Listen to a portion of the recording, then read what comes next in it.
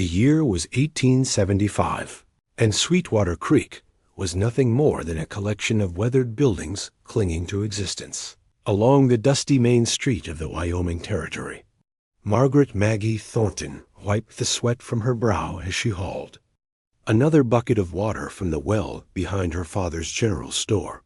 At 22, she had grown accustomed to the harshness of frontier life, having moved west with her family after the war when she was just a child. "Maggie, those supplies ain't gonna inventory themselves." Her father called from inside the store. "Coming, Pa," she replied, adjusting her simple cotton dress before heading back inside. Thornton's general store served as the lifeblood of Sweetwater Creek. Miners, ranchers, and travelers all depended on what Walter Thornton stocked on his shelves. Since her mother's passing 3 years prior, Maggie had taken on the responsibility of helping run the business, keeping the books with a precision that surprised many of the town's men.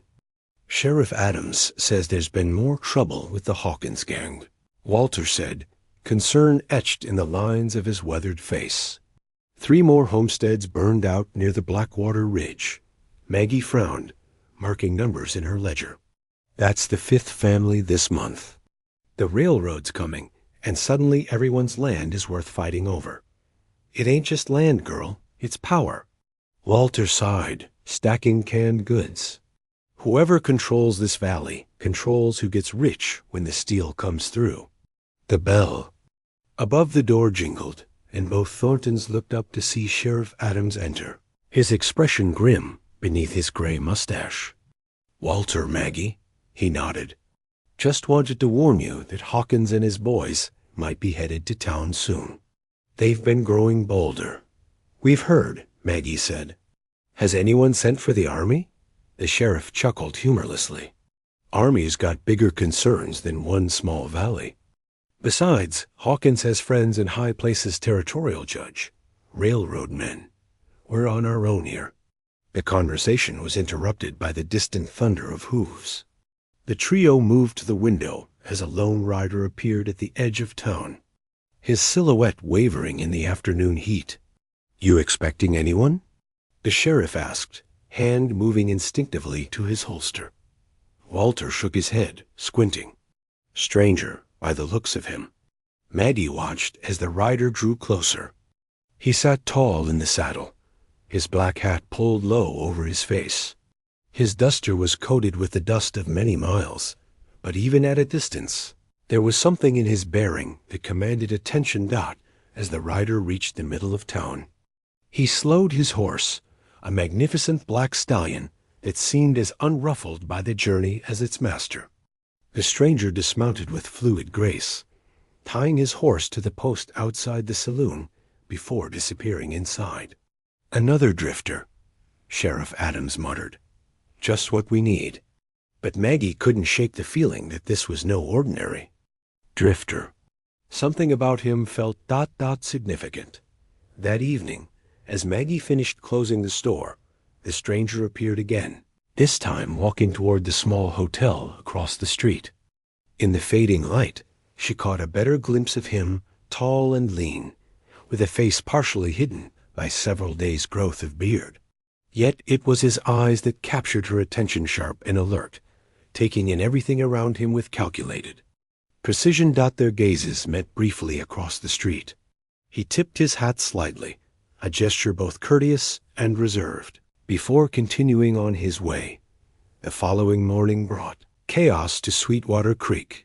Maggie awoke to shouting in the streets.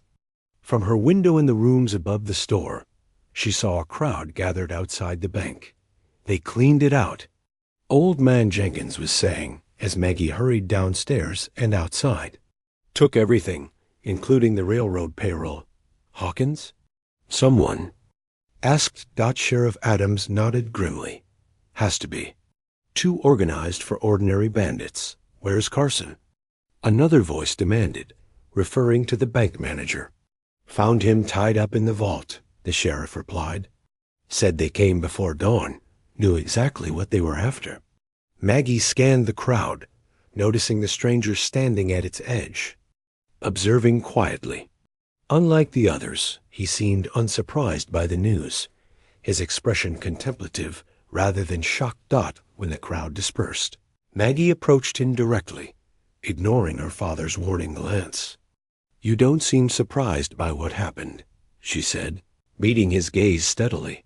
His eyes, gray like storm clouds, assessed her with interest. "Bad things happen in towns like this all the time, miss." "Not in Sweetwater Creek," she countered. "Not until recently." A ghost of a smile touched his lips. "Then perhaps someone's changing the rules." "Who are you?" she asked bluntly. "Name's Gabriel Hayes," he replied after a moment's consideration. "Just passing through." "No one just passes through Sweetwater Creek, Mr. Hayes. We're not on the way to anywhere." Before he could respond, commotion erupted from the end of the street. 5 riders approached, their manner aggressive as they thundered into town. Maggie recognized Victor Hawkins at their lead, a man in his 40s, with cruel eyes and expensive clothes that belied his outlaw reputation. The town seemed to hold its breath as the riders stopped in front of the saloon. "Heard you had some trouble here today," Hawkins called out, his voice carrying across the suddenly silent street. "Terrible shame about the bank." Sheriff Adams stepped forward, hand hovering near his gun. "You'd know all about that, wouldn't you, Hawkins?" Hawkins feigned offense. "Why, Sheriff? I was at my ranch all night. Got a dozen men who'll swear to it." His gaze swept the gathered townspeople, lingering briefly on Maggie before stopping at Hayes. "New face in town?" Gabriel didn't flinch under the scrutiny. "Just arrived yesterday." "Interesting timing," Hawkins remarked. "You got a name, stranger?" "Hayes." Something flickered in Hawkins' eyes, recognition, perhaps, or wariness. "Well, Mr. Hayes, Sweetwater Creek isn't much for tourists. Don't plan on staying long." It wasn't a suggestion. It was a warning. After Hawkins and his men departed for the saloon, Maggie turned back to Gabriel. "He seemed to know you." "No," Gabriel said quietly, "but he knows what I am." "And what's that?" Gabriel's eyes tracked Hawkins through the saloon. "Window. Someone who's seen men like him before." That afternoon, Maggie discovered Gabriel Hayes in her father's store, examining hunting rifles. Up close, she noticed details she'd missed before: a thin scar along his jawline, calloused hands that spoke of hard work, and a certain vigilance in his posture, as though he were perpetually ready for trouble. "What brings you to our store?" "Mr. Hayes?" she asked, moving behind the counter. "Supplies," he answered simply. "And information, if you're willing to share it." "Information about what?" "Hawkins, his operation. How long he's been terrorizing this valley." Maggie studied him carefully. "And why would that interest you?" Gabriel set down the rifle he'd been examining. "Let's just say I have a particular interest in men who use fear to take what isn't theirs." Something in his tone made Maggie believe him. Over the next hour, as she helped him gather supplies, she found herself telling him about the changes that had come to Sweetwater Creek, how Hawkins had appeared 2 years ago, buying the largest ranch in the valley, how homesteaders had started reporting threats, how the territorial marshal had dismissed their complaints. "The railroad survey came through last spring," she explained. "That's when things really changed. Suddenly land that was barely worth anything might be worth a fortune. And Hawkins wants to control all of it," Gabriel concluded. "He already controls most of it. The families that refuse to sell have suffered accidents." Gabriel nodded, as though this confirmed something he already suspected. "And no one stands against him?" "Sheriff Adams tries, but he's one man with a deputy who's barely old enough to shave. The townspeople are scared. Fear is a powerful weapon." Gabriel agreed, but it only works until someone stops being afraid. That evening, Maggie was restocking shelves when the door opened, revealing a breathless young boy, Tommy Wilson, the blacksmith's son. "Miss Maggie, there's a fight at the saloon." That new fella and Hawkins' men. Heart racing, Maggie rushed outside to see a crowd gathering around the saloon. Through the windows, she could see chairs overturned and men shouting. As she pushed her way forward, the batwing doors burst open, and one of Hawkins' men stumbled out, blood streaming from his nose. Gabriel Hayes followed, seemingly unhurried, though his knuckles were raw and a cut above his eye was bleeding freely. "Tell your boss," he said to the fallen man, voice carrying clearly in the sudden quiet, "that his days of terrorizing this town are numbered." The crowd parted as 3 more of Hawkins' men emerged from the saloon, hands hovering near their weapons. "You've signed your death warrant, mister." One growled. Gabriel stood his ground. "Not the first time I've heard that." Sheriff Adams pushed through the crowd. "That's enough. No gunplay in my town." The tension held for several heartbeats before Hawkins' men backed down, dragging their bleeding companion away. As the crowd dispersed, Maggie approached Gabriel. "You've made powerful enemies in just one day, Mr. Hayes." "Wasn't hard," he replied, wincing slightly as he dabbed at his cut with a handkerchief. "They're not particularly likable men." "Let me help you with that," she offered, gesturing to his wound.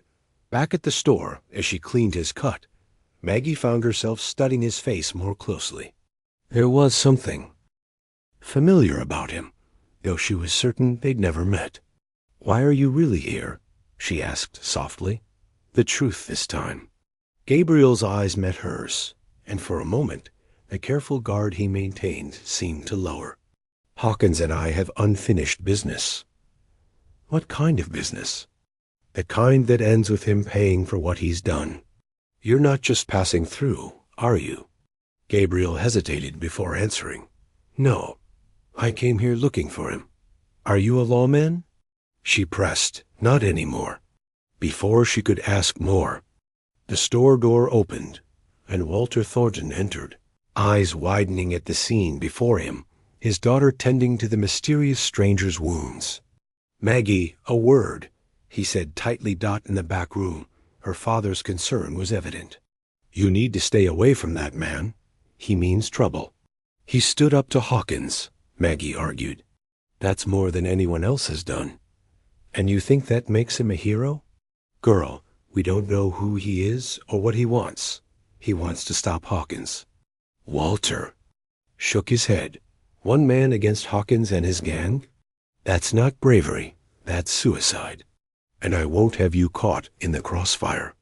When they returned to the main store, Gabriel was gone, having left payment for his supplies on the counter. That night, unable to sleep, Maggie stood at her bedroom window, gazing out at the quiet town. In the moonlight, she spotted a figure moving stealthily toward the livery stable. Gabriel Hayes, preparing his horse for what appeared to be a midnight ride. Without allowing herself to reconsider, Maggie threw a shawl over her nightgown and slipped downstairs and out the back door. When she reached the livery, Gabriel was tightening his saddle girth. "Planning to leave without saying goodbye?" she asked from the doorway. He turned, unsurprised by her presence. "It's better if I do what needs to be done alone." "And what exactly is that?" Gabriel hesitated, then reached into his saddlebag and withdrew a folded paper. He handed it to her silently. In the dim light of the stable lantern, Maggie unfolded what appeared to be a wanted poster.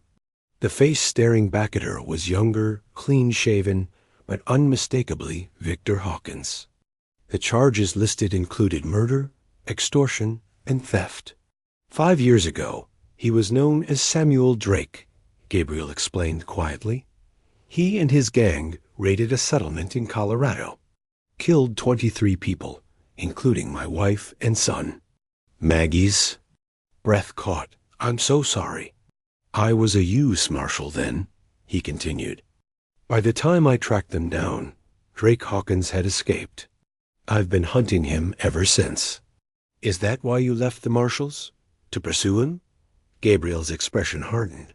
"They called off the search. Sighed there were more pressing concerns." and one outlaw who'd likely died in the mountains. But you knew better. I followed his trail through 4 territories. Each time, the same pattern: he arrives in a vulnerable town, establishes himself as a powerful man, terrorizes anyone who stands in his way. And when he's taken everything worth taking, he disappears, leaving destruction behind. Maggie processed this information, suddenly understanding the stakes. You're here to arrest him. Something dark flickered in Gabriel's eyes. I'm here, too. Make sure he never hurts anyone again. You mean to kill him. Gabriel didn't deny it. He's evaded justice for too long. And after? What happens to you? That doesn't matter.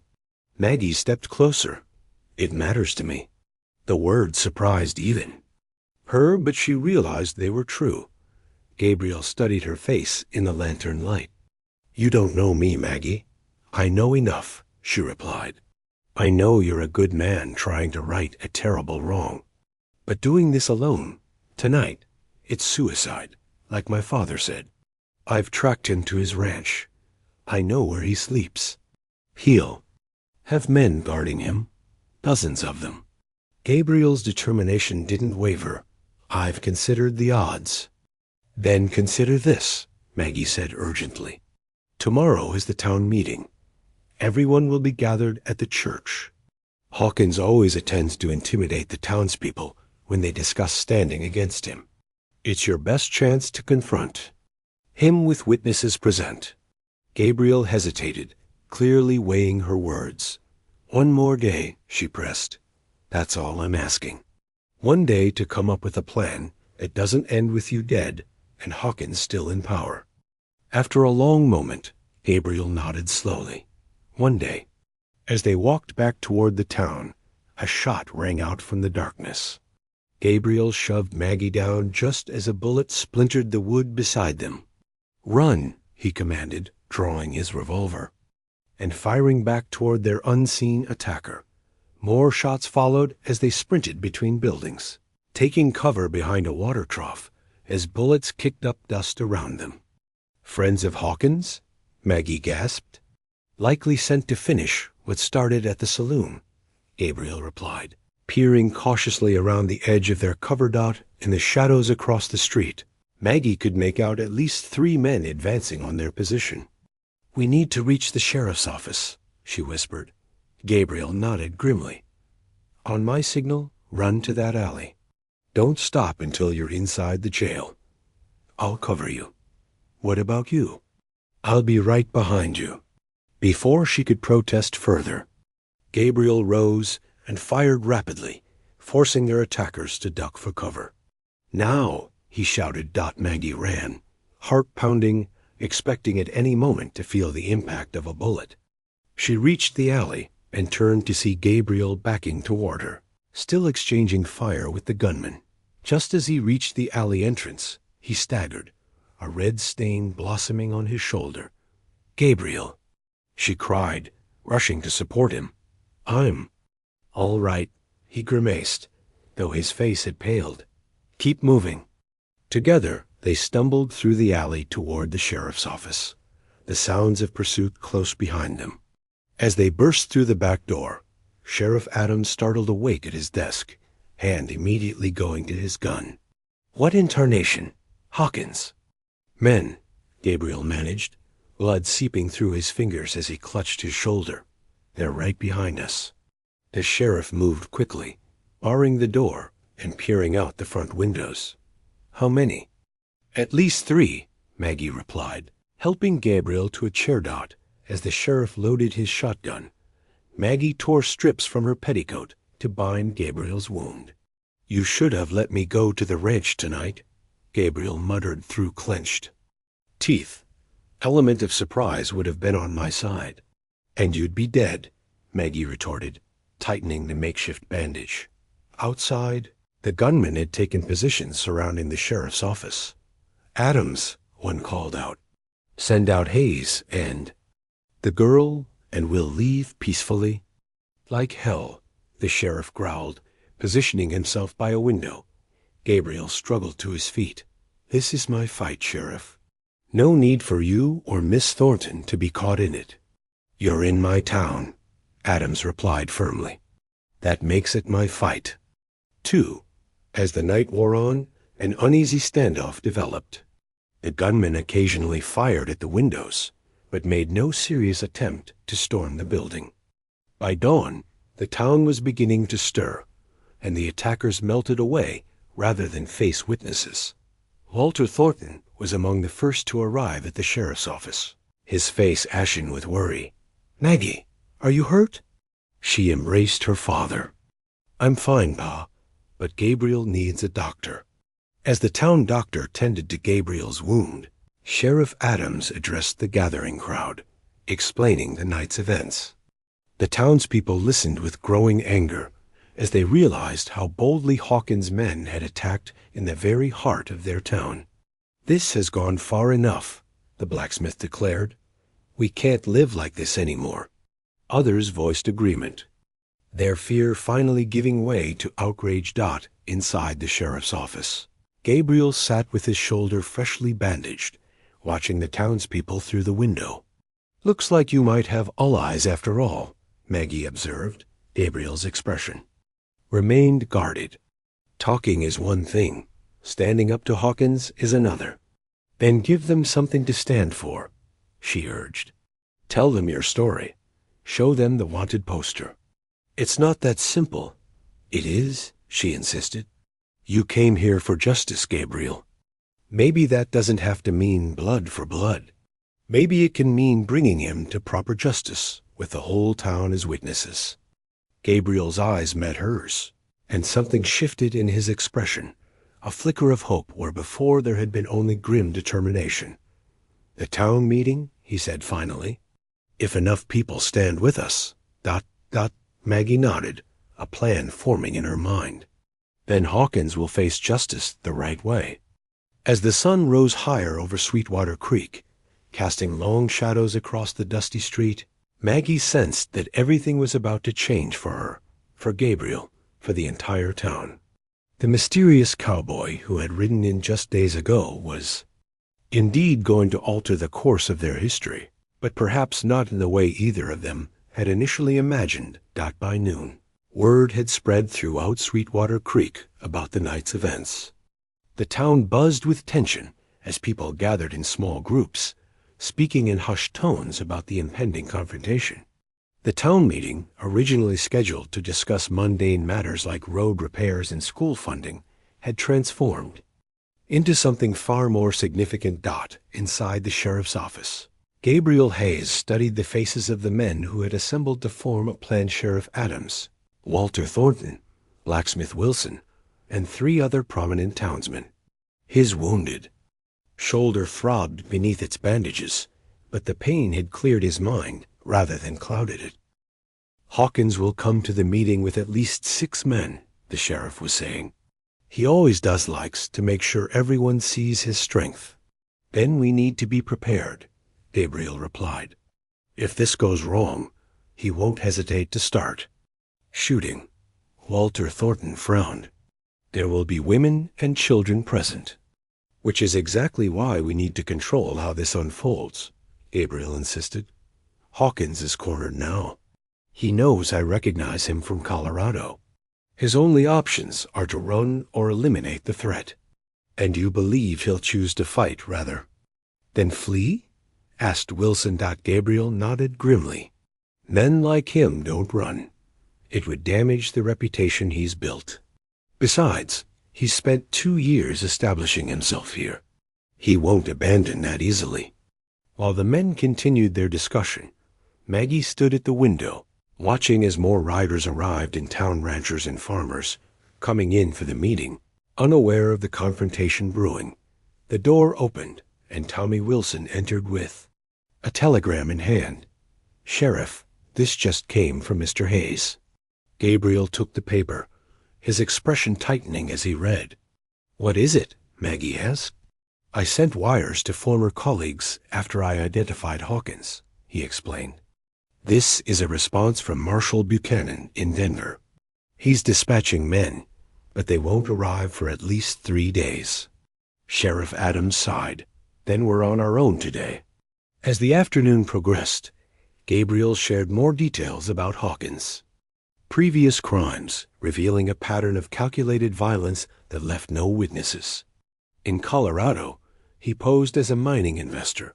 In Montana, a cattle buyer. Each time, he identified vulnerable communities, exploited them, and disappeared when there was nothing left to take. "Why Sweetwater Creek?" Walter asked. "Location," Gabriel replied simply. "It's remote enough that territorial law rarely reaches here, but valuable enough with the coming railroad to make controlling it worthwhile." By the time the church bell rang for the town meeting at 4 o'clock, nearly every resident of Sweetwater Creek had gathered in the white clapboard building. Maggie sat beside her father in the second row, her heart racing as she watched Gabriel position himself near the door, his injured arm held stiffly at his side. Sheriff Adams stood at the front, his badge polished and gun belt prominently displayed. "Before we begin our regular business, I want to address what happened last night," he announced, his voice carrying through the crowded room. "3 men attacked our town, firing shots in our streets and endangering our citizens." Murmurs rippled through the crowd as he continued. "These men were working for Victor Hawkins, who has, for too long, used intimidation and violence to control this valley." At that moment, the church door swung open, and Hawkins himself entered, flanked by 5 armed men. The room fell silent as he walked confidently down the center aisle. "Quite an accusation, Sheriff," Hawkins remarked coldly. "You have proof these men worked for me?" "I do," Gabriel spoke up, stepping forward. "Just like I have proof that your real name is Samuel Drake, wanted for the massacre of 23 innocent people in Clear Creek, Colorado." A shocked hush fell over the assembly as Hawkins turned slowly to face Gabriel, his hand hovering near his holstered pistol. "Mr. Hayes," he said, his voice dangerously soft, "you seem determined to spread these wild tales about me." "They're not tales," Gabriel replied, pulling the wanted poster from his coat and holding it up for all to see. "And I'm not the only one who knows the truth. Marshal Buchanan in Denver has been informed of your whereabouts. His men are already on their way." For a moment, something like uncertainty flickered across Hawkins' face before his confident mask returned. "A desperate man's bluff." "No bluff," Sheriff Adams interjected. "I confirmed the telegram myself." Hawkins surveyed the room, noting the hostile glares from townspeople who had once cowered before him. Even if there was some ... misunderstanding. "In Colorado, that has nothing to do with my legitimate business interests here." "Legitimate?" The blacksmith stood up angrily. "You burned out the Millers when they wouldn't sell their land." "And the Parkers," another voice called out. Suddenly everyone was speaking at once, years of suppressed grievances pouring out as the townspeople found their collective courage. Hawkins' men tensed, hands moving toward their weapons, but Hawkins himself remained outwardly calm. "I see Hayes has been busy turning you all against me. A shame, when I've done so much for this community."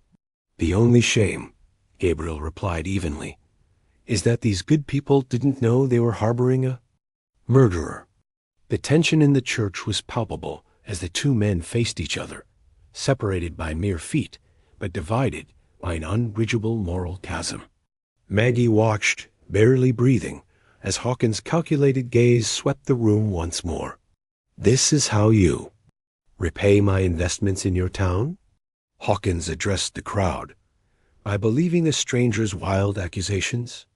No one spoke until Walter Thornton rose to his feet.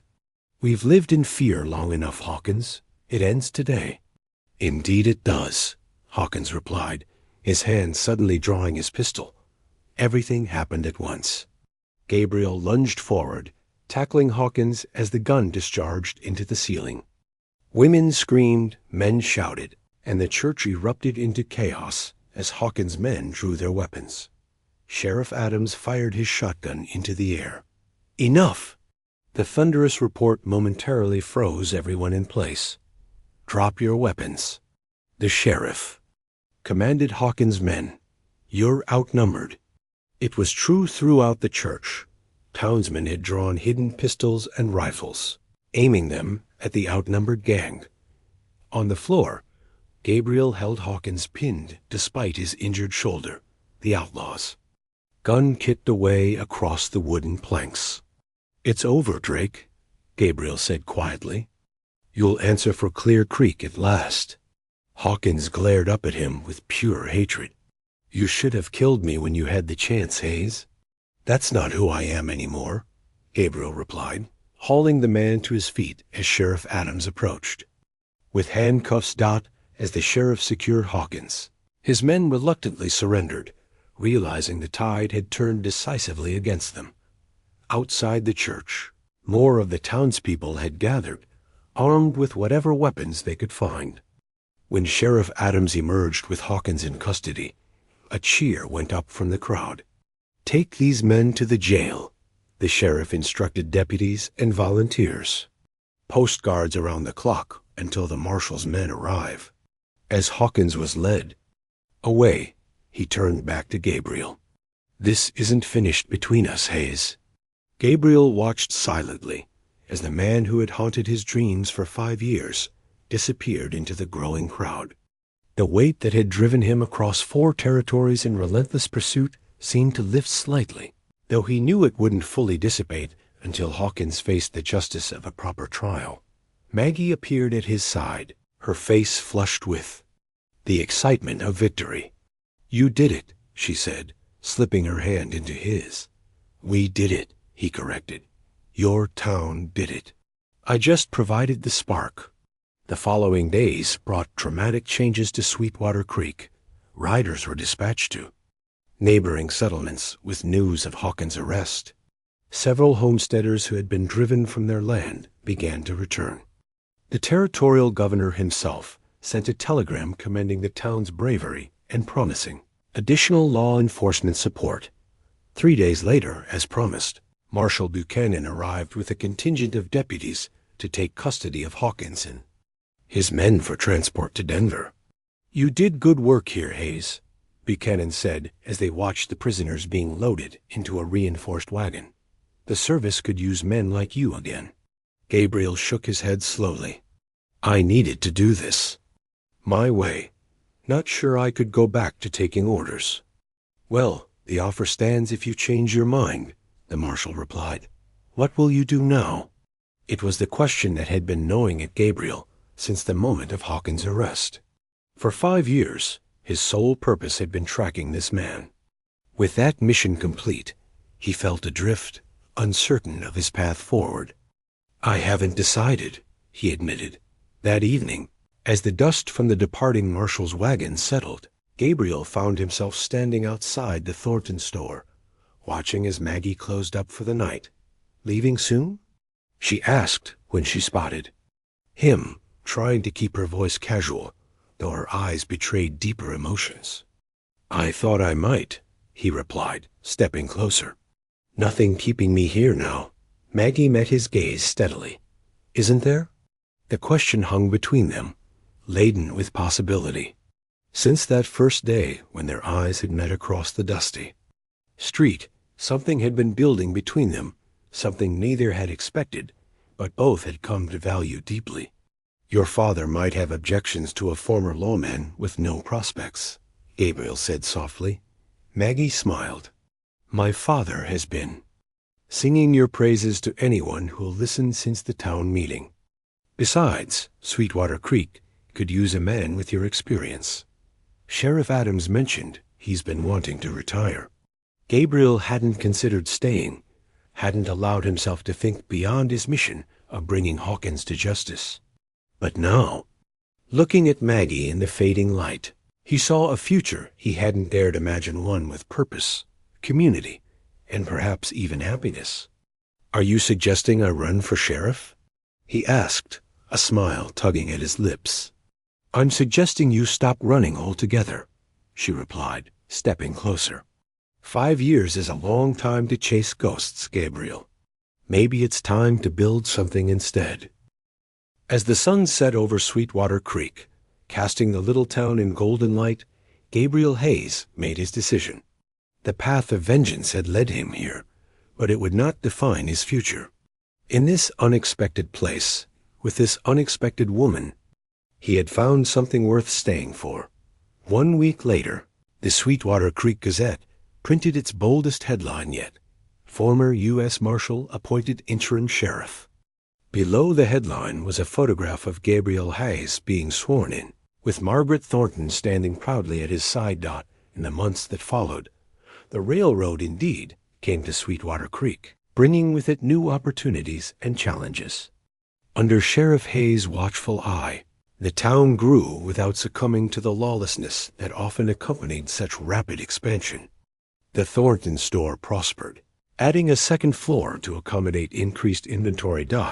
And when winter came, the town gathered once more in the church, this time for a joyous occasion, as Gabriel Hayes and Margaret Thornton exchanged vows before the community they had helped transform. As for Victor Hawkins, also known as Samuel Drake, he was tried and convicted in Denver, sentenced to hang for his crimes in Clear Creek.